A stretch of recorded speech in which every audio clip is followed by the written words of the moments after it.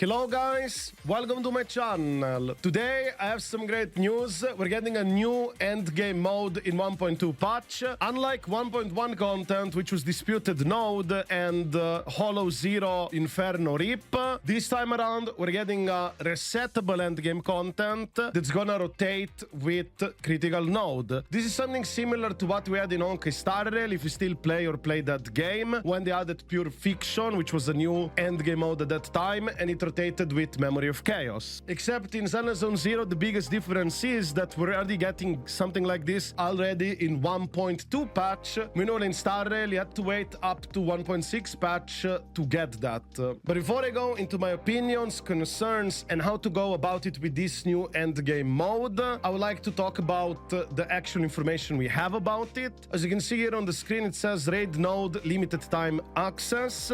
And under Raid Node, it also says that the Raid Node does not limit the challenge duration for each defense floor. So this is pretty much like Disputed Node, where there is no timer and it's about survival. And also, before you start each defense floor challenge, you can receive 2 ether droplets. This will automatically restore the agent vitality if they're defeated. This is pretty much the same as Disputed Node, except it's a resettable content that's gonna rotate with the current Critical Node shield defense. But the difference also between the current Disputed Node, which is permanent, and this resettable one, as you can see under defense floor effects, you will have 5 defense floors. It's not gonna be 8 floors, but 5. You can also pause the screen if you want to read the rest of the thing, because I'm not gonna go over everything here you see on the screen. But in general, this new shield defense mode is pretty much Disputed Node, but resettable. So now I'd like to talk about how to go about it with this mode.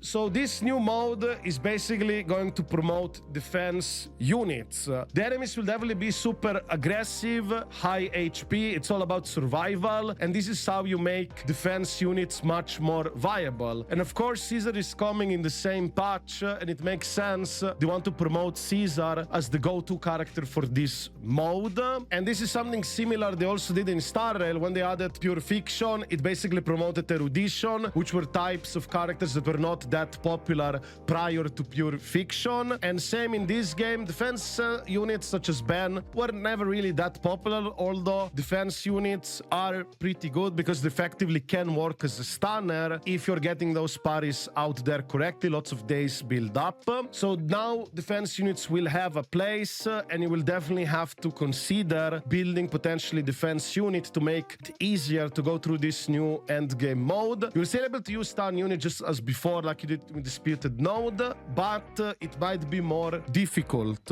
And I also like to address my concerns that this game has an accelerated pace of the game compared to even Star Rail. Getting new endgame modes, resettable endgame modes this early on when aura guns are not yet stabilized, it's very difficult now when you potentially will need new extra characters just for this mode. You might not have resources and might not be able to build them in time at all. But if it's anything like Star Rail, this new endgame mode and even the Critical Node shield defense will probably now last up to 40 days or something like that. So we'll have enough time to build the stuff and actually get it done. If it's not the case, and let's say you only have 2 weeks, then it's gonna be a bit shaky start. I also predict that the new mode is going to be relatively easy at first as an introduction to it, and then they will just keep pumping up and ramping up the difficulty over time, just like they did with Pure Fiction in Star Rail. So I predict something like that will happen. And also, you might be thinking, oh, it doesn't have a timer, it has to be easy, I can take a lot of time and eventually clear these fights. I believe there most likely will be an enrage mechanic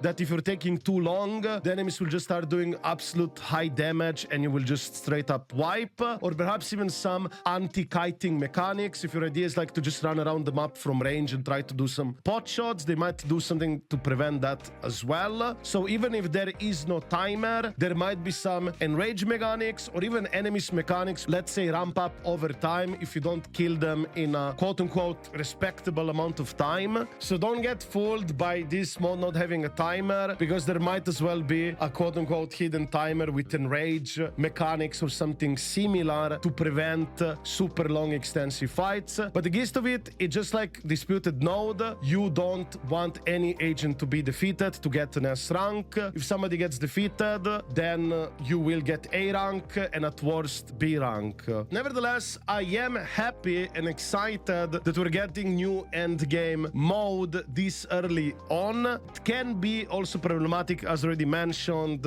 especially because of our resources being very limited and now requiring to build very likely defense units to handle this new mode can be like an extra grip on our resources. But outside of that, I'm very pleased that this game is focused on combat first and foremost, and getting new endgame mode this early on is a very good sign, and most likely do expect they will add the third new endgame mode and stuff like that potentially even within this year, since it seems this game has an accelerated pace of combat progression, like modes difficulty potentially as well, compared to Star Rail. There definitely will be a bump up of difficulty at some point, but if you are prepared for it, you'll be fine. And also generally I highly recommend for these new modes to play around weaknesses of enemies and resistances, because this matters a lot.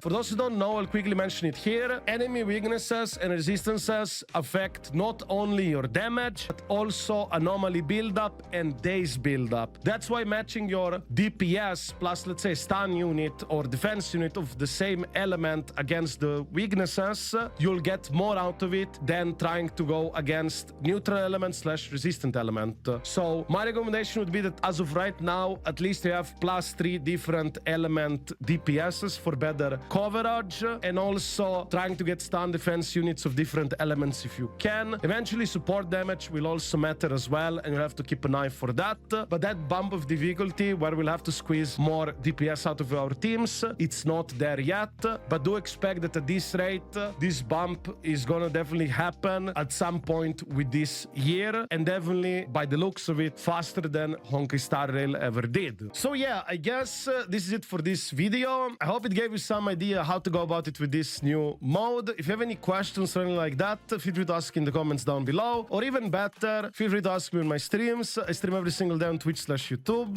And of course, if you enjoyed this video, don't forget to give it a like and subscribe to my channel for more content like this. I wish you a wonderful day and see you in the next video.